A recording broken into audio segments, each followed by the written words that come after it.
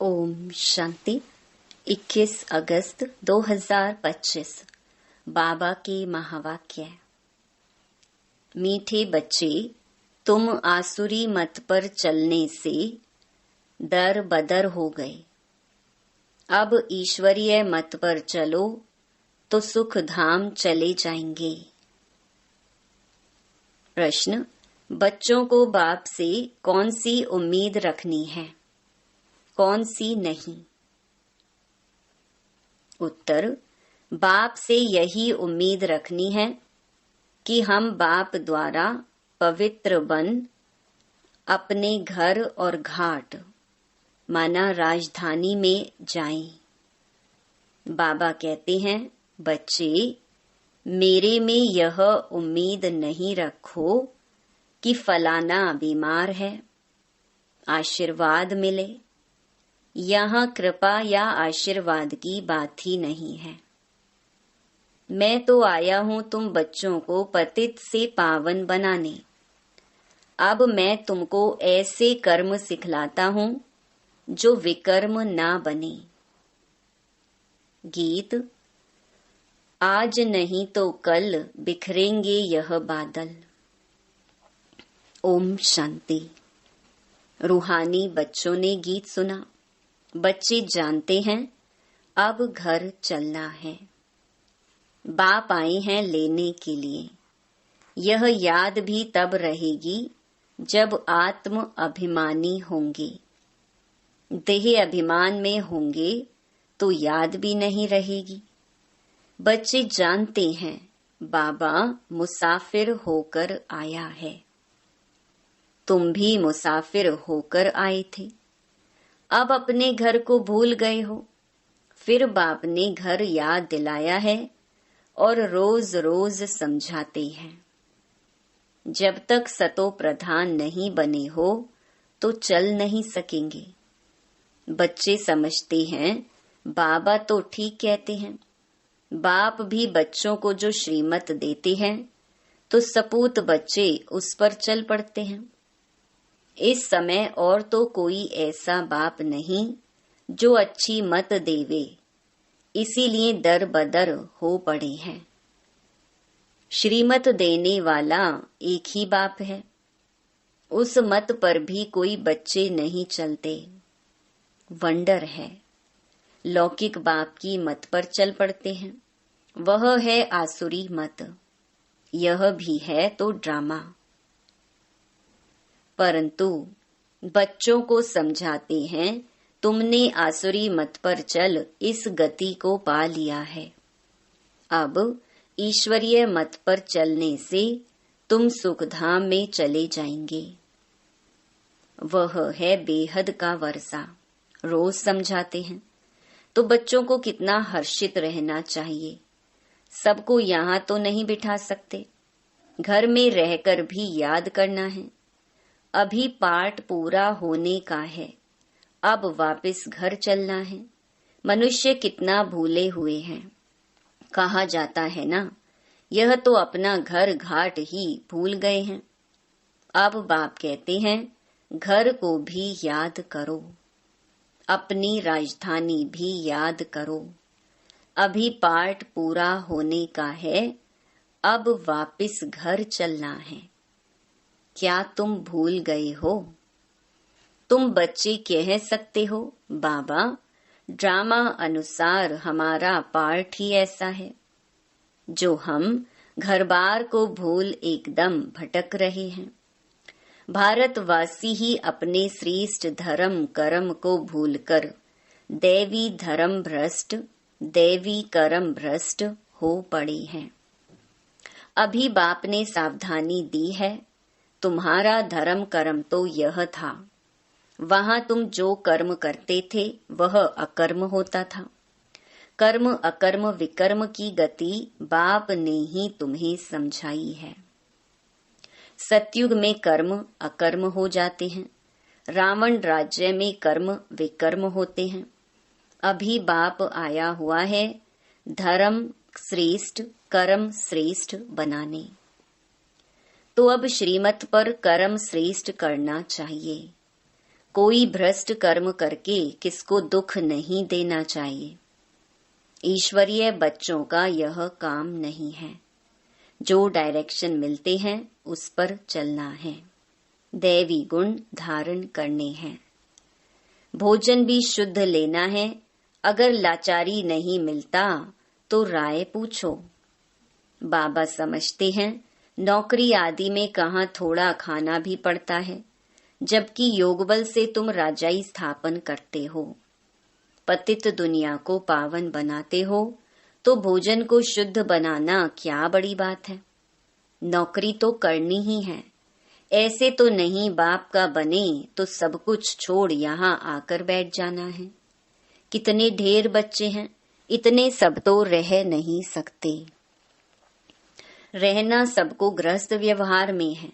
यह समझना है मैं आत्मा हूँ, बाबा आया हुआ है, हमको पवित्र बनाकर अपने घर ले जाते हैं, फिर राजधानी में आ जाएंगे। यह तो पराया रावण का छी घाट है। तुम बिल्कुल ही पतित बन गई हो ड्रामा प्लान अनुसार। बाप कहते हैं अभी मैं तुमको सुजाग करने आया हूँ, तो श्रीमत पर चलो। जितना चलेंगे उतना श्रेष्ठ बनेंगे। अभी तुम समझते हो हम बाप को, जो बाप स्वर्ग का मालिक बनाते हैं, उनको भूल गए। अब बाबा सुधारने आए हैं तो अच्छी रीति सुधरना चाहिए ना, खुशी में आना चाहिए। बेहद का बाप मिला है, बच्चों से बात ऐसी करते हैं जैसे तुम आत्माएं आपस में करती हो। है तो वह भी आत्मा, परम आत्मा है, उनका भी पार्ट है। तुम आत्माएं पार्टधारी हो। ऊंच ते ऊंच से लेकर नीच ते नीच का पार्ट है। भक्ति मार्ग में मनुष्य गाते हैं ईश्वर ही सब कुछ करते हैं। बाप कहते हैं मेरा ऐसा पार्ट थोड़े ही है जो बीमार को अच्छा कर दूं। हमारा पार्ट है रास्ता बताना कि तुम पवित्र कैसे बनो। पवित्र बनने से ही तुम घर में भी जा सकेंगे, राजधानी में भी जा सकेंगे। और कोई उम्मीद मत रखो फलाना बीमार है आशीर्वाद मिले, नहीं। आशीर्वाद कृपा आदि की बात मेरे पास कुछ भी नहीं। उसके लिए साधु संतों आदि के पास जाओ। तुम हमको बुलाते ही हो कि हे पतित पावन आओ, आकर हमको पावन बनाओ, पावन दुनिया में ले चलो। तो बाप पूछते हैं मैं तुमको विषय सागर से निकाल पार ले जाता हूँ, तुम फिर विषय सागर में क्यों फंस जाते हो। भक्ति मार्ग में तुम्हारा यह हाल हुआ है। ज्ञान भक्ति तुम्हारे लिए है। सन्यासी लोग भी कहते हैं ज्ञान भक्ति और वैराग्य, परंतु उनका अर्थ वह नहीं समझते। अब तुम्हारी बुद्धि में है ज्ञान भक्ति, बाद में वैराग्य। तो बेहद का वैराग्य सिखलाने वाला चाहिए। बाप ने समझाया था यह कब्रिस्तान है, इनके बाद परिस्तान बनना है। वहाँ हर कर्म अकर्म होता है। अभी बाबा तुमको ऐसे कर्म सिखलाते हैं जो कोई भी विकर्म ना बने, किसी को भी दुख ना दो, पतित का अन्न मत खाओ, विकार में मत जाओ। अबलाओं पर अत्याचार ही इस पर होते हैं। देखते रहते हो माया के विघ्न कैसे पड़ते हैं। ये है सब गुप्त। कहते हैं देवताओं और असुरों की युद्ध लगी, फिर कहते हैं पांडव और कौरवों की युद्ध लगी। अब लड़ाई तो एक ही है। बाप समझाते हैं मैं तुमको राजयोग सिखला रहा हूँ भविष्य 21 जन्मों के लिए। यह मृत्यु लोक है। मनुष्य सत्य नारायण की कथा सुनते आए हैं, फायदा कुछ नहीं। अभी तुम सच्ची गीता सुनाते हो, रामायण भी तुम सच्ची सुनाते हो। एक राम सीता की बात नहीं थी। इस समय तो सारी दुनिया लंका है, चारों ओर पानी है ना। यह है बेहद की लंका, जिसमें रावण का राज्य है। एक बाप है ब्राइड ग्रूम, बाकी सब हैं ब्राइड्स। तुमको अब रावण राज्य से बाप छुड़ाते हैं। ये है शोक वाटिका। सत्युग को कहा जाता है अशोक वाटिका। वहां कोई शोक नहीं होता। इस समय तो शोक ही शोक है, अशोक एक भी नहीं रहता। नाम तो रख देते हैं अशोका होटल। बाप कहते हैं सारी दुनिया इस समय बेहद की होटल ही समझो। शोक की होटल है। खान पान मनुष्यों का जानवरों में सल है। तुमको देखो बाप कहाँ ले जाते हैं। सच्ची सच्ची अशोक वाटिका है सतयुग में। हद और बेहद का कॉन्ट्रास्ट बाप ही बतलाते हैं। तुम बच्चों को बहुत खुशी रहनी चाहिए। जानते हो बाबा हमको पढ़ाते हैं। हमारा भी वही धंधा है, सबको रास्ता बताना, अंधों की लाठी बनना। चित्र भी तुम्हारे पास हैं, जैसे स्कूल में चित्रों पर समझाते हैं। यह फलाना देश है, तुम तो फिर समझाते हो तुम आत्मा हो, शरीर नहीं हो। आत्माएं भाई भाई हैं। कितनी सहज बातें सुनाते हो। कहते भी हैं हम सब भाई भाई हैं। बाप कहते हैं तुम सभी आत्माएं भाई भाई हो ना। गॉड फादर कहते हो ना, तो कभी भी आपस में लड़ना झगड़ना नहीं चाहिए। शरीरधारी बनते हैं तो फिर भाई बहन हो जाते। हम शिव बाबा के बच्चे सब भाई भाई हैं। प्रजापिता ब्रह्मा के बच्चे भाई बहन हैं। हमको वर्षा दादे से लेना है, इसीलिए दादे को ही याद करते हैं। इस बच्चे ब्रह्मा को भी हमने अपना बनाया है अथवा इनमें प्रवेश किया है। इन सब बातों को तुम अभी समझते हो। बाप कहते हैं बच्चे अब नया दैवी प्रवृत्ति मार्ग स्थापन हो रहा है। तुम सभी बीके शिव बाबा की मत पर चलते हो। ब्रह्मा भी उनकी मत पर चलते हैं। बाप कहते हैं अपने को आत्मा समझ बाप को याद करो और सर्व संबंधों को हल्का करते जाओ। 8 घंटा याद रखनी है, बाकी 16 घंटे में आराम व धंधा आदि जो करना है सो करो। मैं बाप का बच्चा हूँ, यह नहीं भूलो। ऐसे भी नहीं यहाँ आकर हॉस्टल में रहना है, नहीं।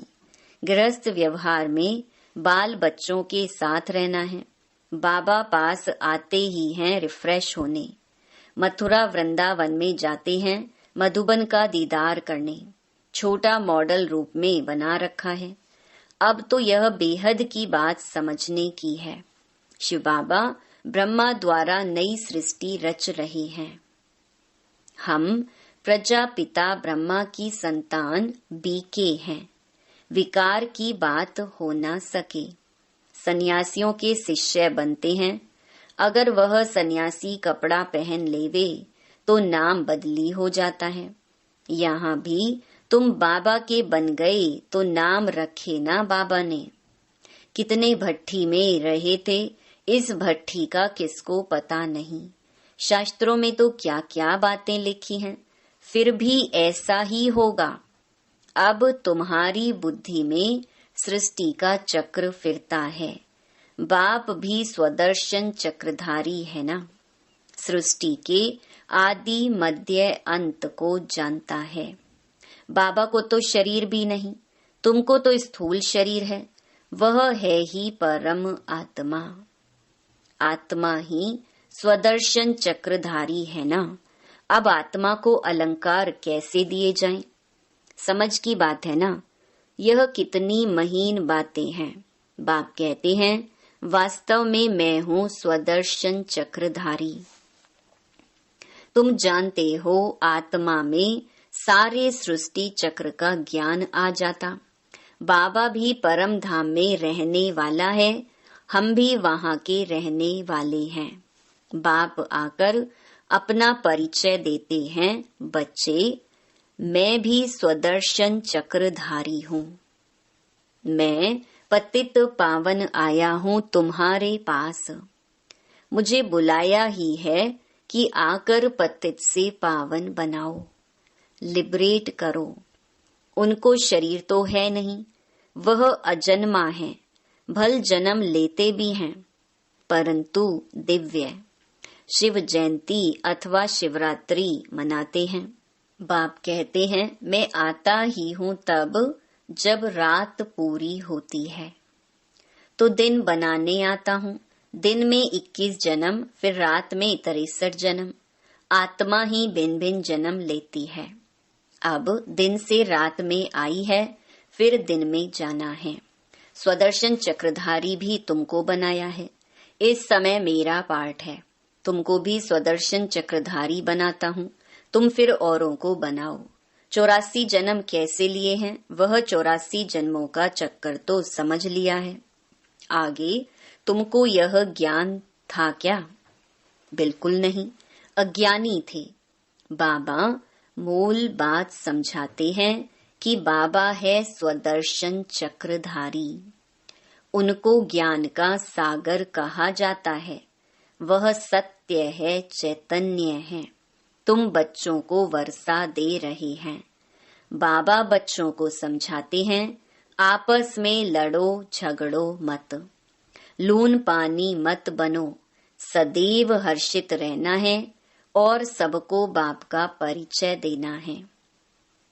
बाप को ही सब भूले हुए हैं। अब आप कहते हैं माम एकम याद करो। निराकार भगवानुवाच निराकारी आत्माओं प्रति। असुल तुम निराकार हो, फिर साकारी बनते हो। साकार बिगड़ तो आत्मा कुछ कर ही नहीं सकती। आत्मा शरीर से निकल जाती तो चुरपुर कुछ भी हो नहीं सकती। आत्मा फौरन जाकर दूसरे शरीर में अपना पार्ट बजाती है। इन बातों को अच्छी रीति समझो, अंदर घोटते रहो। हम आत्मा बाबा से वर्षा लेते हैं। वर्षा मिलता है सतयुग का। जरूर बाप ने ही भारत को वर्षा दिया होगा।